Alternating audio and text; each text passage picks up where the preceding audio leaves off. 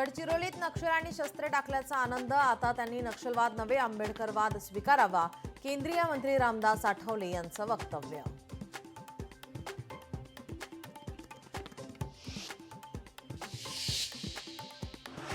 पूरग्रस्त 21,67,198 शेतकऱ्यांसाठी सरकारकडून मदत जाहीर. एकूण 1,356 कोटी 30 लाख रुपयांची मदत जाहीर.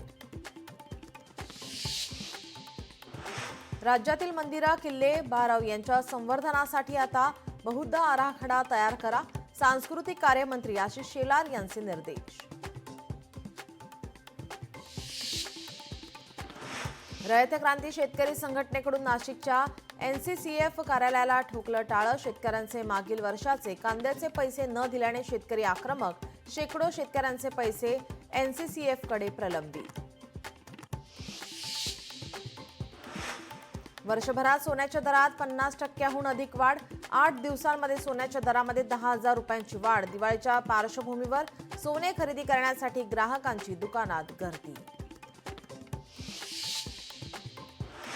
मुंबईत आशियातील पहिली इलेक्ट्रिक वॉटर टॅक्सी सेवा, पहिली प्रवासी वाहतूक सेवा मुंबईत सुरू होणार. मंत्री नितेश राणे यांची मोठी घोषणा.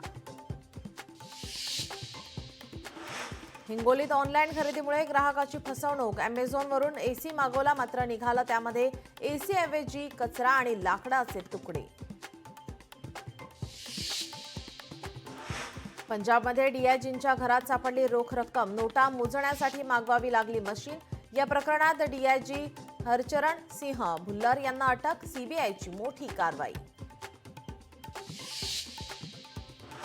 10 लाखांच्या नकली सोन्याच्या व्यवहारामध्ये फसवणूक करणाऱ्या आरोपीला गुजरातमधून अटक.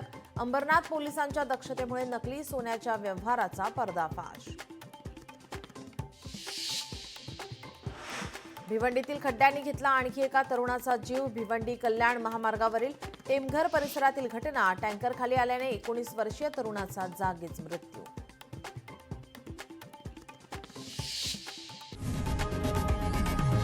लोकशाही मराठी ऐका, पहा, जागरूक रहा.